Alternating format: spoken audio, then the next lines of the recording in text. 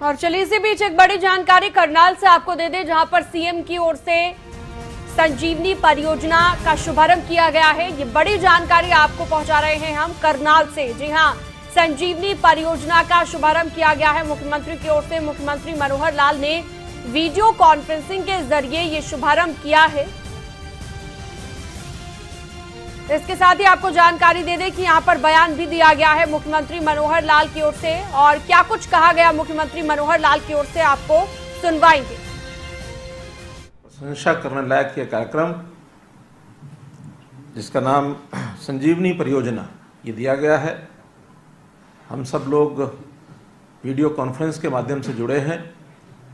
इस कार्यक्रम में हमारे हरियाणा सरकार के हमारे शिक्षा मंत्री श्री कंवरपाल जी, हमारी लोकसभा करनाल पानीपत के सांसद बहुत ही ऊर्जावान हमारे युवा नेता श्री संजय भाटिया जी, हरियाणा सरकार में हमारे अतिरिक्त मुख्य सचिव श्री राजीव अरोड़ा जी, अतिरिक्त मुख्य सचिव श्री देवेंद्र सिंह जी, श्री उमा जी, और सबसे ज़्यादा मैं आज सम्मान के साथ देख रहा हूं हमारे डेलाइट ग्लोबल के सीईओ श्री पुनीत रंजन जी। पुनीत रंजन जी का परिचय तो हमारा जब इन्वेस्टर समिट हमने किया था गुड़गांव, उस समय हुआ था, लेकिन बहुत निकट से उस समय भी जानने का मौका नहीं मिला था। अभी पिछले दिनों जब हमारी इनकी टेलीफोन पर बातचीत हुई तो बहुत नज़दीकी से इनका हमारा परिचय हुआ कि रोहतक से संबंध रखते हैं। और केवल इतना ही नहीं, तो हम दोनों कॉलेज मेट्स भी रहे हैं।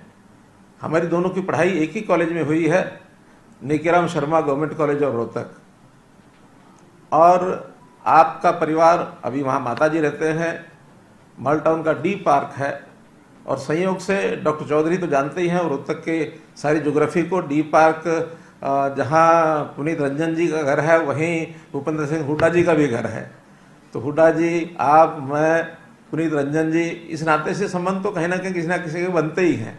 संजय भाटिया जी ने जो कुछ कहा उसमें प्राइवेट टॉक्स में ये सारी बातें होती है, करते हैं, क्योंकि कुल मिला करके मेरा एक स्वभाव रहा है कि सत्ता को भोगने के लिए नहीं, सत्ता को सेवा का माध्यम ये बना करके और हम लोग आगे बढ़ रहे हैं।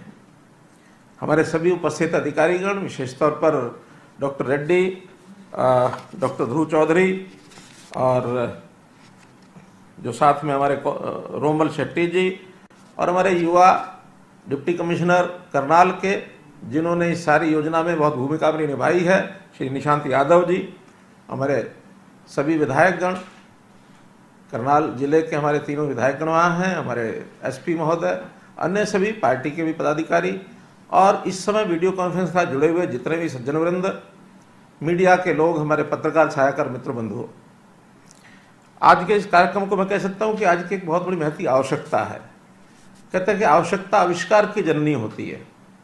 2 वर्ष पहले कभी इस प्रकार की कोई आवश्यकता हमको महसूस ही नहीं हुई कि इस प्रकार के हमको from top to bottom integrated इस प्रकार का वन सोल्यूशन कार्यक्रम भी ऐसे हेल्थ केयर सिस्टम में हमें आवश्यकता पड़ सकती है।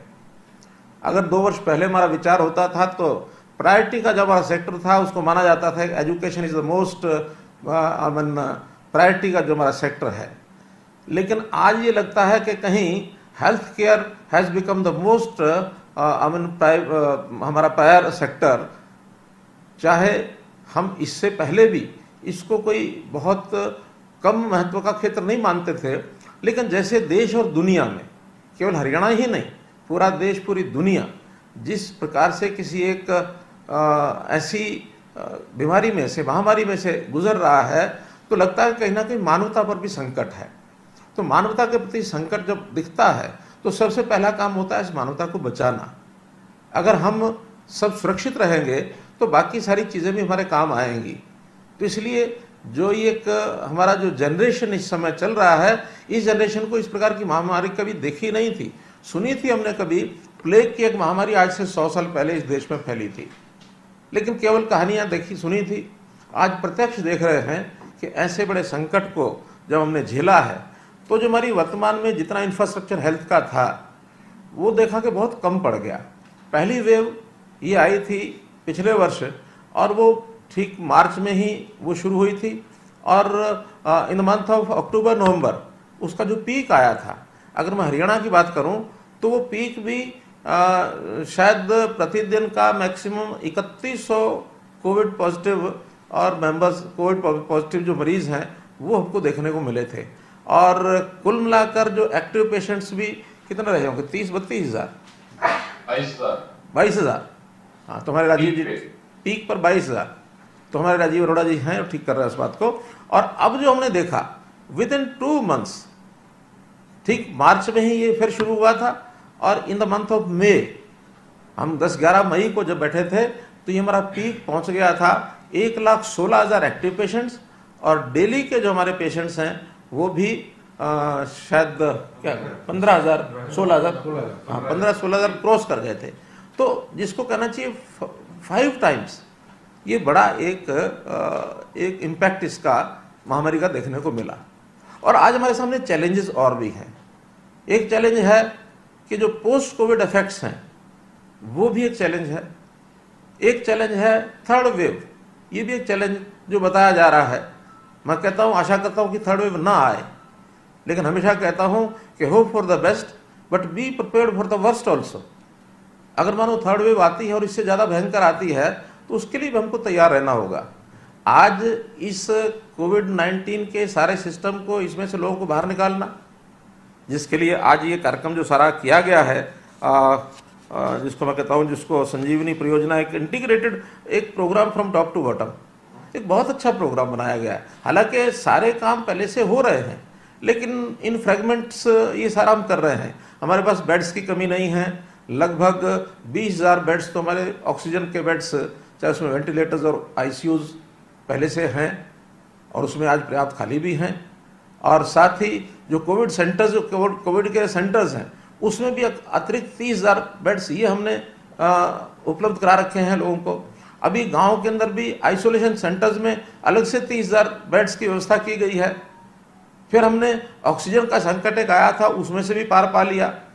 ऑक्सीजन का संकट, हमने उसकी राशनिंग भी की, लेकिन धीरे धीरे सारे देश में प्रयत्न करने के बाद ऑक्सीजन का हमने बहुत दूर दूर से अपने यहाँ यानी इंपोर्ट करने का भी काम किया।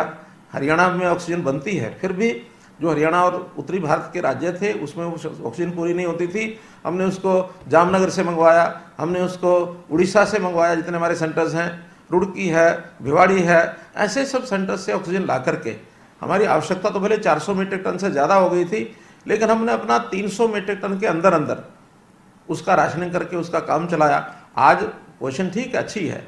बाद में हमको बहुत बड़ी सपोर्ट आप जैसे लोगों से, जो कॉर्पोरेट जगत के जितने लोग हैं, उसमें CSR के माध्यम से हमको बहुत सी चीज़ें मिली। ऑक्सीजन कंसनट्रेटर हमको मिले, ऑक्सीजन प्रोडक्शन के हमको PSCs मिले हैं, हमको वेंटिलेटर्स हमको मिले हैं, हमको बहुत सी चीज़ें ऐसी, दवाइयाँ बहुत मिली हैं। तो ये सारी चीज़ें हमको बाहर से मिली हैं। अगर आपको हमारा ये वीडियो पसंद आया हो तो पेज को लाइक और शेयर करें और इसी तरह की हर वीडियो सबसे पहले पाने के लिए चैनल को सब्सक्राइब करें।